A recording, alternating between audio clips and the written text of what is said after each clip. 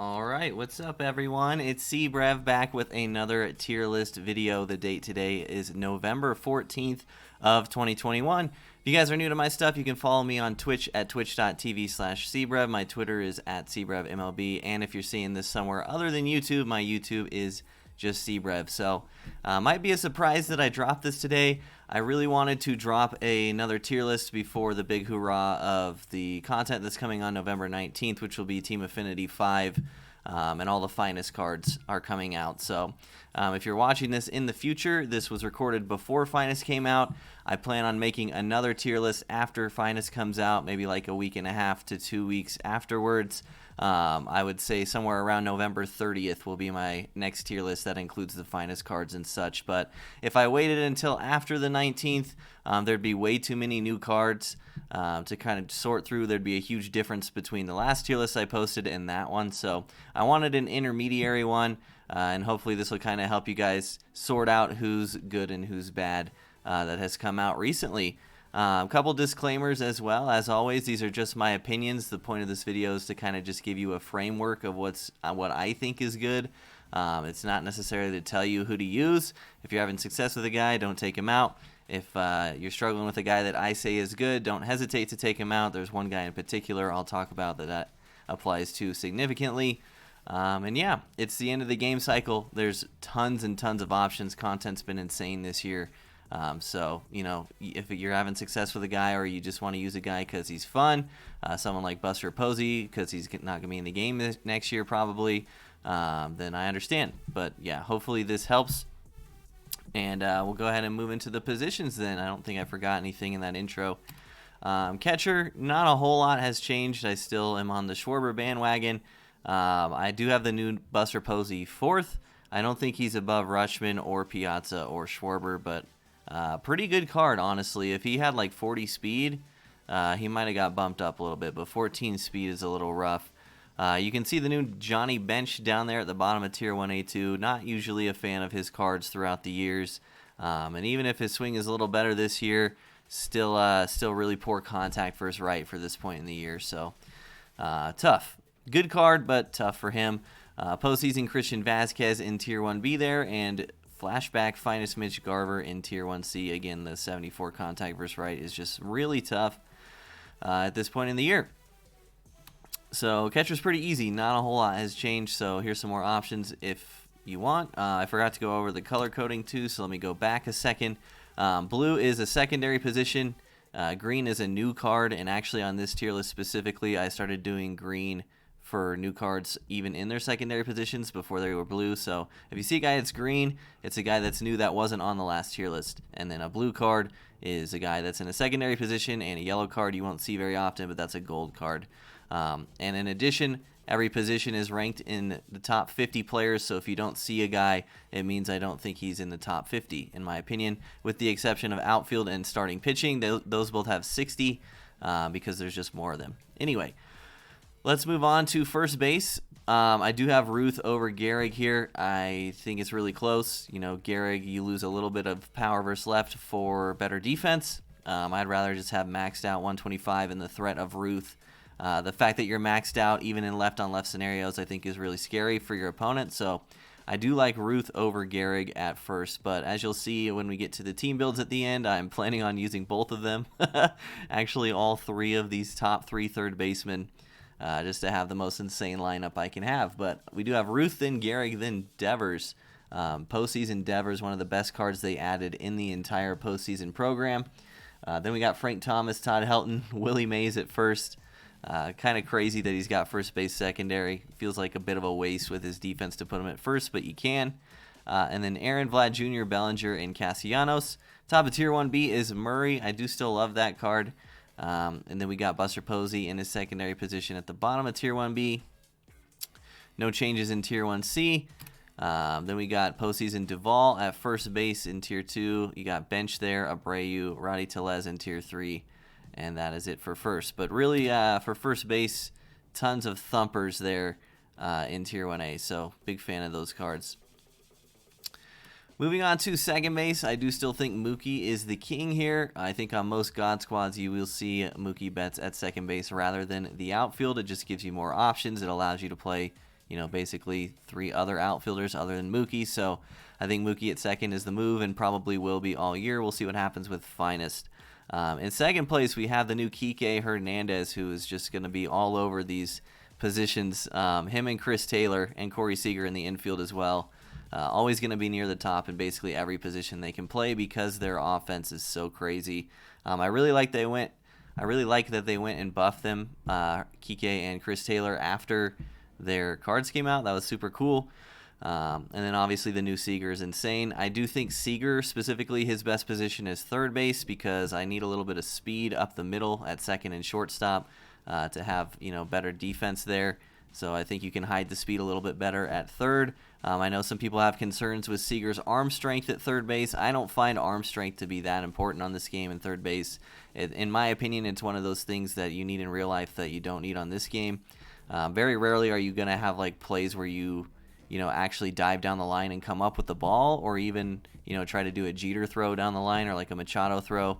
It doesn't happen very often. So long story short, the arm strength doesn't bother me a lot at third. I think that's the best place to play Seager.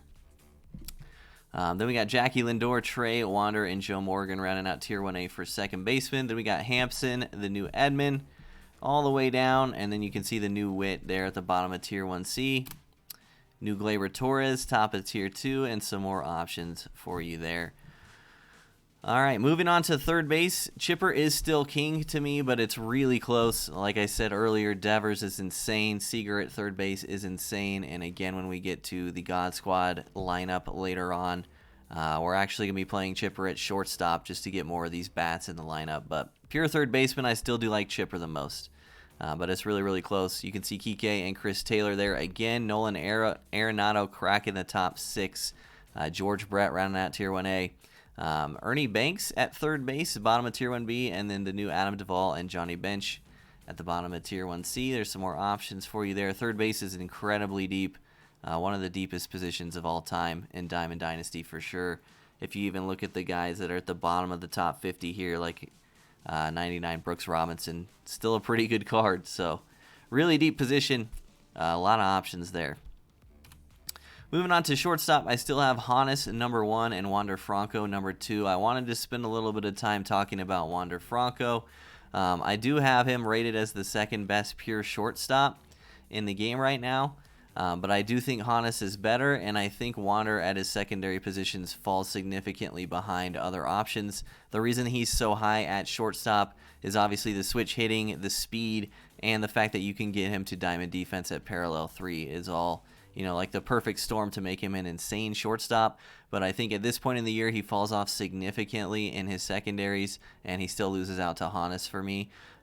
So the reason I bring that up is because he's the number 2 shortstop, but you won't see him in any of the lineups later on. So I just wanted to say that. Still a really good card at shortstop specifically, but not really cracking the God Squad for me anymore.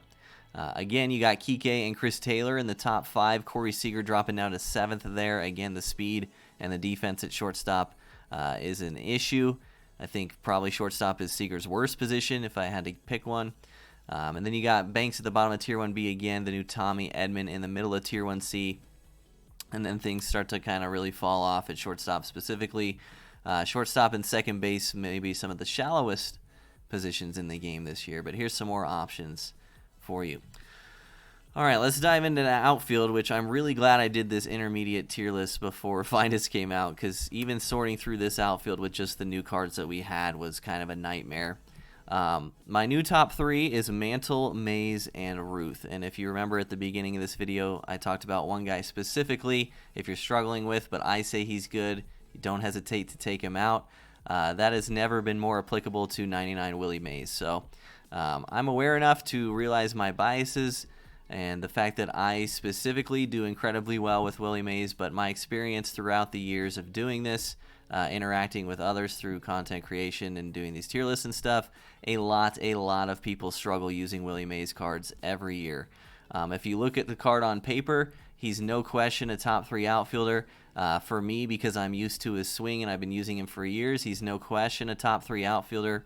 But if he's not working for you, then move away from him, because there's way too many good outfielders specifically to stick with the card. My best advice is, if you want to try him, is to give him 50 at bats. If he's not doing it, get rid of him. So he is number 2 for me. The card's insane for me. I think he'll be insane for maybe like half the people that use him, but I just wanted to throw that in there. Additionally, Babe Ruth at 3rd for the outfield rankings might be a little bit of a surprise. In years past, it was a lot more important to have defense in your outfield, especially in the corners. This year is by far the easiest year to get away with poor outfield defense, in my experience. It's been the best year for, kind of getting rid of defensive options in the outfield and using bats instead. And by playing Ruth in the outfield, that allows you to use Gehrig at first base as well. So that's why he's top 3 for me. If you value defense in your corner outfield, obviously Ruth is going to drop down. But there's something to be said about a guy that has literally maxed out hitting stats and an amazing swing. So obviously Babe Ruth iconic. We got Mookie Betts in 4th, and then Eddie Rosario in 5th. Really not that much farther behind from Babe Ruth there, just losing a little bit of power and contact for his left. I really like Rosario as a card, so that's why he's in 5th. Again, kind of slow. Only gold defense with the bats, just insane. Rounding out outfield at Tier 1A, we got O'Neill, Aaron, Vlad Sr., then again we got Chris Taylor and Kike Hernandez. Taylor gets the nod a little bit above Kike in outfield specifically, just because he's a little bit faster. Top of Tier 1B, the new George Foster. I think a card some people are sleeping on. Pretty much a direct upgrade from the World Series MVP Jorge Soler, but I've seen significantly less people using him. Foster, that is. Granted, he just came out. Then we got Parker, the new Pollock, which is a really good card as well. Then Yelich, Kemp, Bellinger, Trey Turner, Soler, Alvarez, and Walker rounding out Tier 1B. No changes in Tier 1C, just some guys that were Tier 1B last time moving down. And then rounding out the top 60 for outfield are some of these guys here. Again, super deep position. If you go all the way down to 60th, I have 97 Lou Brock, who is still an amazing card. So lots of options. Outfield's crazy. It's going to get even crazier after after Finesse, especially considering we're getting cards like Tatis Jr., who probably will have outfield secondary. So that creates a whole new slew of problems. But it's going to be fun. So understand if you disagree with me with outfield and starting pitching specifically. There's just so many options, and it's kind of subjective. So no worries there. That being said, let's move on to starting pitching. Once again, Shohei's number 1, and he's in pink. That's just to indicate he's number 1 because of his bat, and if you really can't stand pitching with him, then he's probably not number 1 for you.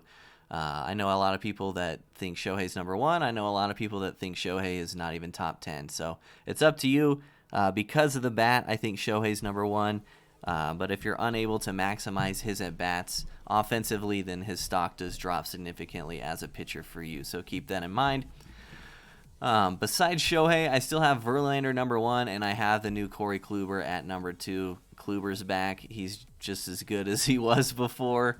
Pinpoint makes the card even better. He's got better per nines than he had last year.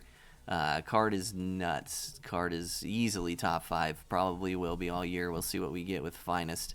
Then we have Nolan Ryan, who is a card I still adore. I know a lot of people struggle with him, but under a 1 ERA in about 70 innings pitched for me on one of my accounts. And that's all in Hall of Fame and Legends. So the screenshot's on my Twitter if you want to see it. But I love Nolan Ryan. Best advice I can give with that card is don't be afraid to throw changeups high. They're really strong. Keeping your opponent honest with the outlier and then dropping in a high changeup's really devastating. Anyway, then we got Arrieta, DeGrom, Valenzuela, Webb, Felix, and Kershaw rounding out Tier 1A. In 11th, just barely outside of the top 10, I have the new 9600 Greene, who has the best pitch repertoire of all time. He's got Kluber's pitch repertoire, but also an outlier on his four-seam.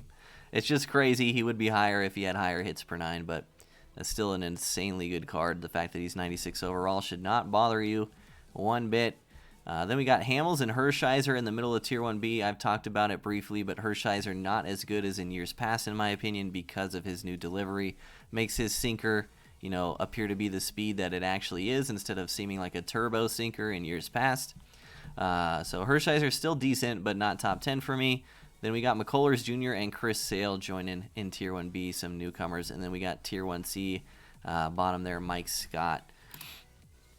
Rounding out the top 60 here, you can see the newcomers Eckersley, Anderson, Valdez, May, Eovaldi, Snell, Urias, and Flaherty. I think once you get to like Tier 4, even at the bottom of Tier 3, you're really kind of falling off there in terms of power level. So, again, use guys that work for you, but in terms of just purely how good the cards are, I think after Tier 2, there's a pretty significant drop-off there. Just my opinions, though, as always.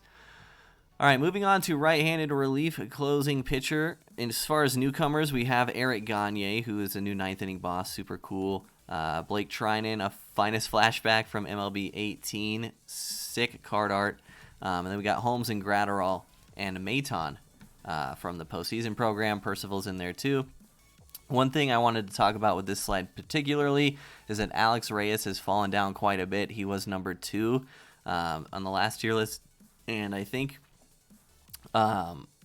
Reyes just doesn't provide the same value that he did earlier in the year because there's other pitchers that kind of do the same thing that are just as good now, if that makes sense. Trinan, Holmes, Gratterall are all kind of like Reyes, and so it kind of leaves Reyes, you know, in terms of uniqueness, kind of falling down a little bit. So that's why he's dropped, but I still think the card is good. We have Camilo Duvall moving up from Tier 1B to Tier 1A, and this one card is super good. Sneaky good delivery too, basically a worse Rob Dibble, barely. Good card.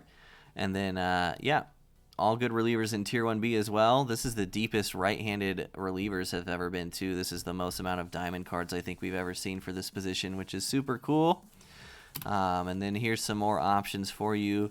Here you can see all the way at the bottom I have Tyler Rogers. The card is just the biggest meme of all time. Please do not expect to have any success using Tyler Rogers online. I'm just going to say it. The guy just throws like 85. You know, what can you do? Left-handed relief closing pitcher. We have 2 newcomers, Matzek and Will Smith. I do have Matzek 5th. If you wanted to say that he was better than Hader and put him at 4th, I wouldn't argue with you. But I do think he is worse than Miller, Wagner, and Chapman in the top 3 there. So I have him in 5th. Will Smith in Tier 1 as well, but honestly not that great compared to other options. And then, you know, obviously lefty relievers are the shallowest position in the game. So after Tier 1, you're kind of falling off there. You should really try to fill out your lefties with Tier 1 there. All right, with all the positions out of the way, we're going to jump into the 3 lineups we like to do. I have modified this first one significantly based on the feedback that y'all have given me in the last couple of tier list videos. This used to be just the best team with no collections. People were saying the fact that I was including World Series and BR rewards kind of defeated the purpose because the cards were so expensive. And so in this one, there's no big collections, and by big collections, I mean like Mookie, Kershaw, Mariano, Shohei, Jackie Robinson, that stuff. There's no World Series rewards, there's no Battle Royale rewards, and I also excluded the new 9th inning bosses, those being Ruth, Bench, who wouldn't have been here anyway, but Ruth and Gagne and Bench are not included.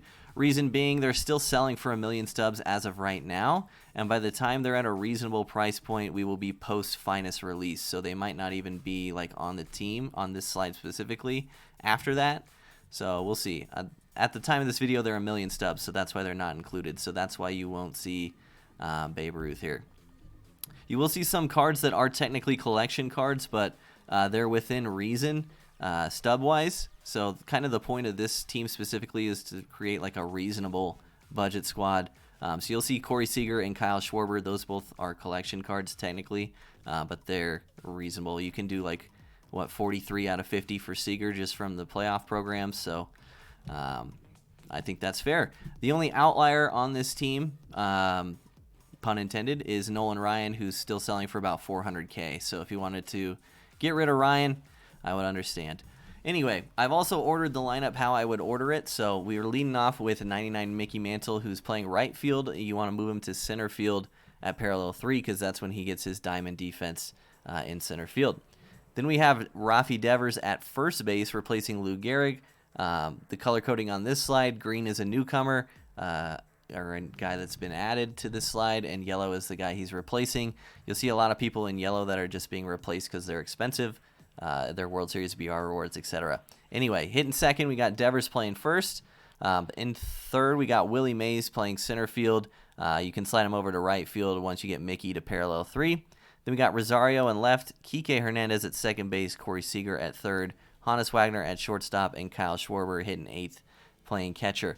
On the bench, we got Frank Thomas and Mike Piazza. Piazza's there because we are starting Schwarber. We don't want to put ourselves in a position where we have to hit left on left with Schwarber in a big spot late in the game, so Piazza gives us some insurance there. I do have 99 Chris Taylor as my third righty. This spot is kind of more of a utility spot. Another good guy that would be able to be ran here would be Trey Turner. And then for lefties, we have Yelich and Carpenter, one outfielder, one infielder. Rotation, again, Nolan Ryan, you may get rid of him. I wouldn't blame you. If you did, the next man up for this stipulation slide would be Hunter Greene, actually. So if you want to keep that in mind, that would be the move. But we got Nolan Ryan, DeGrom, Valenzuela, Logan Webb, and Felix Hernandez. And then in the bullpen, we got Dibble, Treinen, Reyes, Holmes, and Gratterall for righties. And we got Miller, Hader, and Matzik for lefties. And here's the same slide, but without the yellow, so it's a little bit easier of a screenshot for you guys. So hopefully that helps. This is my best attempt that I've come up with so far of like a reasonable budget squad. So let me know what you think of the modifications to this slide. Would love to hear your feedback again. I'm always trying to change stuff every time I make one of these videos. So hopefully this is doing better for y'all that we're asking for it. Let's move on to the more fun slide, I would say, which is the best team possible with every card in the game available to you. So this is the ultimate God Squad, you could say. So you will notice in this God Squad, we are extremely offensive heavy. So you could create a God Squad that was more defensive oriented. This squad was put together with the best lineup possible in mind and kind of sacrificing defense a little bit to make that happen. So we're playing Ruth in the outfield so we can play Gehrig, and we're playing Chipper at shortstop so we can play Devers. So that just, I think the bats that you gain from doing that is so worth it, and you can sacrifice a little bit of defense in that regard. I think it's 100% worth it.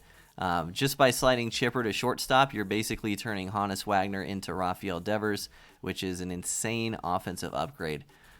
So that's definitely worth. Anyway, the lineup is Mickey in left field. Again, you want to move him to center once he hits parallel 3. Hitting second is Babe Ruth in right field. You could play Babe in left if you wanted to, but I'm just keeping him in right. His reaction is already kind of low, so I don't want to make it even lower by playing him in a secondary. Also, once you get Babe Ruth to parallel 5, if you're a real hardcore gamer, he does end up with gold defense in right, so then you definitely want to play him there. Hitting third is Mookie, playing second. In fourth, we have Lou Gehrig at first. Fifth is Chipper Jones at shortstop. Sixth is Rafi Devers at third base. Seventh is Willie Mays in center field initially, and then if you have Mantle parallel 3, then you would put Mantle in center and Mays in left. And then Schwarber again playing catcher, hitting 8th. You may be asking yourself why Mays dropped all the way to 7th in this team build specifically. I wanted to use him most effectively to protect the lefties that needed it the most. So him being sandwiched between Devers and Schwarber, I think is better than having him hit third behind Ruth, who doesn't really need as much protection. So I hope that makes sense. On the bench, we have Frank Thomas and Mike Piazza again, and then we have Kike Hernandez instead of Chris Taylor for this slide. Kike Hernandez, insane God Squad bench bat, especially because he has the pinch hitter quirk, which raises all his attributes when he pinch hits. Super good. And then Rosario and Seager on the bench is just really not fair. In the rotation, we have Shohei, Verlander, Kluber, Ryan, and Arrieta. And you will notice from this slide that if you think Shohei is top 5, then in my opinion, DeGrom is now out of the top 5, which is a pretty crazy revelation. This is just my opinion, though. Remember, pitching is like the most subjective thing anyway. I know a lot of people don't like Ryan. A lot of people don't like Arrieta. If you're still rocking DeGrom in your God Squad rotation, there's absolutely nothing wrong with that. Card is obviously insane. In the bullpen, we got 99 Goose, 95 Dibble. Pick your choice of one of Mariano Rivera and Kenley Jansen. And then the new guys, we got Eric Gagne replacing Alex Reyes and Blake Treinen replacing Lee Smith. And for lefties, we still have Chapman and Wagner, and then 98 Andrew Miller replaces Josh Hader. Here is the God Squad lineup with no yellow, so you can screenshot it better. The amount of firepower in this lineup is just crazy. It's like a perfect mix of legends and current day players too, which I think is super cool. Yeah, really fun time of the year to be playing this game, in my opinion. And then finally, we're rounded out with the best team possible if you never spent a single stub in the entire game. So every card on this slide is free. Again, this is just a baseline to kind of, help you figure out where you can get the most value out of free cards. Obviously, if you play the game, you're going to have stubs. So this is kind of just a jumping off point of where you can start to spend those stubs. But even still, this team is still crazy good. We're leading off Mickey in center field. Then we have Kike playing second. Rosario in right field. Frank Thomas now starting at first base. Chris Taylor in left field. Rafi Devers at third base. Honus Wagner at shortstop, and Adley playing catcher. I don't have Schwarber or any Player of the Month Lightning cards on this slide because technically they have stub value attached to them with the Topps Now collection. If you don't agree with me on that, then you could just play Schwarber over Adley if you wanted to for this slide. On the bench, we have Pollock, super good card. We have Castellanos, amazing hitter with good positional versatility. Same with Trey Turner. And then our lefties are Carpenter and Yordan Alvarez.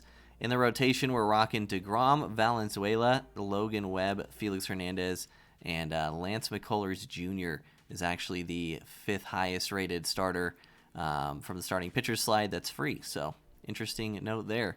Righties in the bullpen, we got Reyes, Holmes, Gratterall, Camilo Duvall, and Wade Davis. And then our lefties are Hader, Matzik, and Britton. So that's going to do it for the video. Here's that slide with no yellow. I hope it was helpful for y'all. Appreciate you guys watching this. Sorry this was a little bit of a longer one. And like I said, Finest is coming soon. All the cards are going to be crazy good. So expect another tier list from me around November 30th. And in addition, the day of or the day after that Finest actually comes out, I'll make a separate video ranking all the new Team Affinity cards, which ones you should go after first, so you guys know how I feel about them right away as well. But appreciate all the support, you guys. If you made it all the way to the end, would appreciate a like on the video. It helps me out. And subscribe if you haven't. Lots of good content here. Anyways, love you guys. Take care. And we'll see y'all next time.